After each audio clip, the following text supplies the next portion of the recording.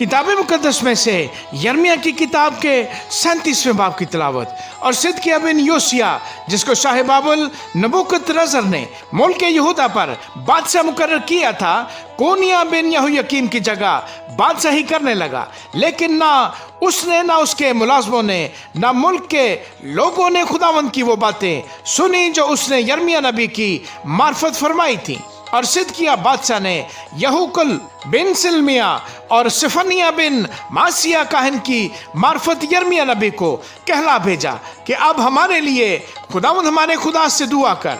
हनूज यर्मिया लोगों के दरमियान आया जाया करता था, क्योंकि उन्होंने अभी उसे कैद खाने में नहीं डाला था। इस वक्त फिरौन की फौज ने मिस्र से चढ़ाई की, और जब कसदियों ने जो यरूशलेम का मुहासरा किए थे इसकी शोहरत सुनी तो वहां से चले गए। तब खुदावंद का ये कलाम यर्मिया नबी पर नाज़िल हुआ कि खुदावंद इस्राएल का खुदा यूं फरमाता है कि तुम शाह यहूदा से, जिसने तुमको मेरी तरफ भेजा कि मुझसे दरियाफ्त करो, यूं कहना कि देख फिरौन की फौज जो तुम्हारी मदद को निकली है अपने मुल्क मिस्र को लौट जाएगी, और कसदी वापस आकर इस शहर से लड़ेंगे और इसे फतह करके आग से जलाएंगे। खुदावंद यूं फरमाता है कि तुम ये कहकर अपने आप को फरेब ना दो कि कसदी जरूर हमारे पास से चले जाएंगे, क्योंकि वो ना जाएंगे। और अगर जे तुम कसदियों की तमाम फौज को जो तुमसे लड़ती है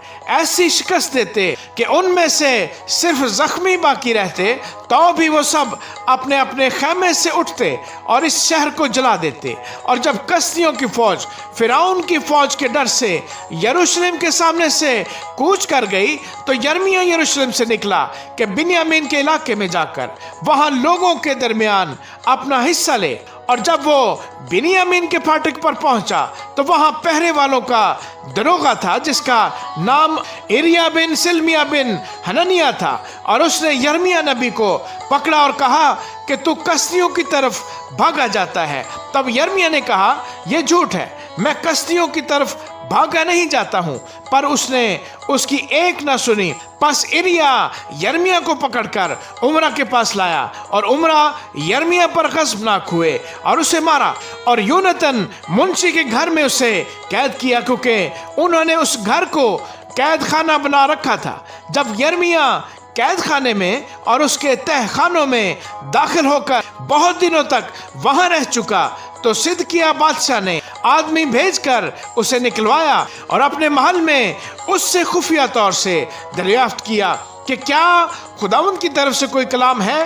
और यर्मिया ने कहा कि है, क्योंकि उसने फरमाया है कि तू शाह बाबुल के हवाले किया जाएगा।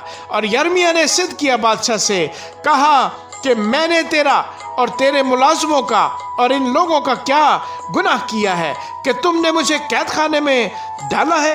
अब तुम्हारे नबी कहाँ हैं जो तुमसे नबूवत करते और कहते थे कि शाह बाबुल तुम पर और इस मुल्क पर चढ़ाई नहीं करेगा। अब ऐ बादशाह, मेरे आका, मेरी सुन, मेरी दरख्वास्त कबूल फरमा और मुझे योनातान मुंशी के घर में वापस ना भेज, ऐसा ना हो कि मैं वहां मर जाऊं। तब सिदकिय्याह बादशाह ने हुक्म दिया और उन्होंने यर्मिया को कैद खाने के सहन में रखा और हर रोज उसे नान भाइयों के महल्ले से एक रोटी लेकर देते रहे, जब तक कि शहर में रोटी मिल सकती थी। बस यर्मिया कैद खाने के सहन में रहा। आमीन।